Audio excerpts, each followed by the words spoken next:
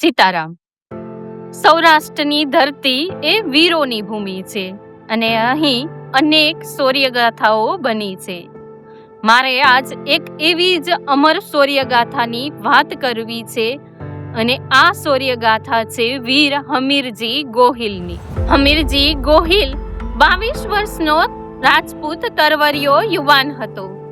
એક દિવસ ગેડી દડાની રમત રમી અને ઘરે આવે છે ત્યારે તેની ભાભીને કહે છે કે ભાભી, મને જલ્દી જમવાનું આપો, મને બહુ ભૂખ લાગી છે. ત્યારે તેના ભાભી તેને મજાકમાં કહે છે કે જાણે જમીને તો દેવરજી સોમનાથની સખાતે જવાના હોય. અને વાત સાંભળતા જ હમીરજીનું વર્તન બદલાઈ ગયું અને તેમણે ભાભીને પૂછ્યું કે તમે સોમનાથની વાત શા માટે કરો છો? ત્યારે તેને ખબર પડી કે સોમનાથને ભાંગવા માટે યવનોની ફોજ છે એ આવે છે. હમીરજી એક ક્ષણ પણ રોકાયા નહીં અને 200 રાજપૂતોની ફોજ લઈ અને સોમનાથની સખાતે નીકળી પડ્યા. રસ્તામાં ગીરનું ઘેઘૂર જંગલ આવ્યું. સાંજ પડી અને બધા આરામ કરવા ત્યાં રોકાયા. પણ અડધી રાતે હમીરજીના કાનમાં એક સ્ત્રીના રડવાનો અવાજ સંભળાયો, મરસિયા ગાવાનો અવાજ. અને આ અવાજે તેમને આખી રાત ઊંઘવા ના દીધા. સવાર પડી એટલે તે અવાજની દિશામાં ગયા અને ત્યાં તેમને એક ચારણ જગદંબા મળ્યા અને એ હતા લાખબાઈમાં. ત્યારે હમીરજીને જાણવા મળ્યું કે તેમનો એકનો એક પુત્ર મૃત્યુ પામ્યો છે, એટલે તેની યાદમાં તે મરસિયા ગાય છે.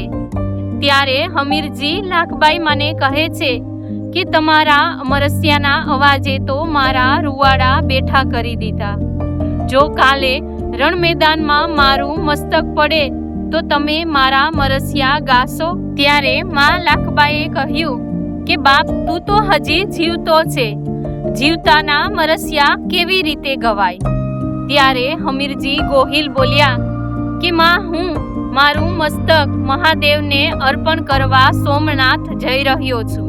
મારું શરીર માત્ર એક દિવસનું જ મહેમાન છે. અને આ સાંભળી અને લાખબાઈમાં કહે છે કે જો મહાદેવની કમળ પૂજા કરવી હોય તો પહેલા લગ્ન કરવા પડે. ત્યારે હમીરજી કહે છે કે એક દિવસની સુહાગન બનવા કોણ તૈયાર થાય? કોણ મારી સાથે લગ્ન કરશે? ત્યારે લાખબાઈ કહે છે કે તું મારી ઉપર વિશ્વાસ રાખ.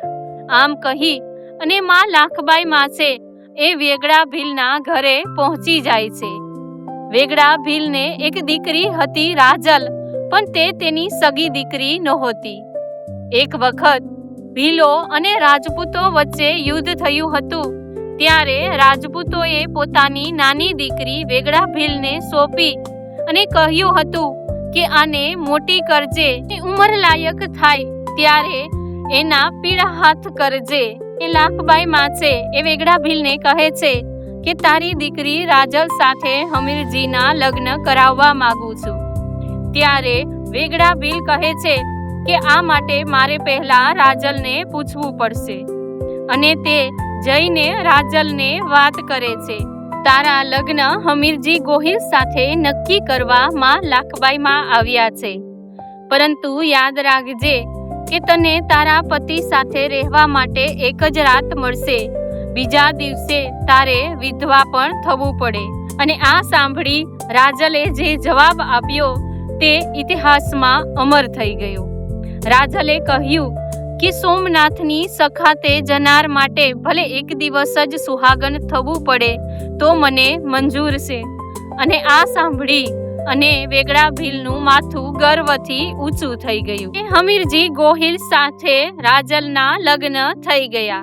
હવે હમીરજી ગોહિલ અને 200 રાજપૂતો અને માણસુર ગઢવીએ એકત્ર કરેલા અનેક સમાજના લોકો અને 1100 ભીલોનો સમૂહ છે એ સોમનાથની સખાતે સોમનાથ પહોંચે છે.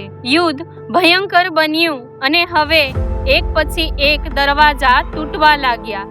હમીરજી ગોહિલને સમજાઈ ગયું કે હવે અંત સમય આવી ગયો છે. એટલે તેમણે સવારે વહેલા ઉઠી અને નાઈ ધોઈ અને મહાદેવની પૂજા કરી અને પોતાનું મસ્તક મહાદેવને અર્પણ કર્યું. પરંતુ લોકવાયકા કહે છે કે હમીરજીનું ધડ છે એ રણ મેદાનમાં લડતું રહ્યું અને દુશ્મનોને ચીરતું રહ્યું. રણસિંગા વાગ્યા, હમીરજી લડ્યા, રાજપૂતો ખપ્યા, ભીલો ખપ્યા અને અનેક સમાજના લોકો પોતાના પ્રાણ સોમનાથ માટે અર્પણ કરતા ગયા. અને આ યુદ્ધ પછી માં લાખબાઈમાં આવ્યા. હમીરજીના શરીર પાસે બેસી મસ્તક ખોળામાં લઈ અને વચન પ્રમાણે હમીરજીના મરસિયા ગાયા. અને એ જ જગ્યાએ હમીરજીનો પાળિયો છે એ ઊભો કરવામાં આવ્યો. હમીરજીની શૌર્યગાથા, લાખબાઈમાંનું વચન, રાજલનો નિર્ણય, ભીલોના બલિદાન અને અનેક સમાજના લોકોના પ્રાણોની આહુતિ, આ બધું મળીને એક અમર સોમનાથની શૌર્યગાથા. અને સોમનાથની સખાતે જનાર દરેક વીરોને સત સત નમન. જય ભારત, જય હિન્દ.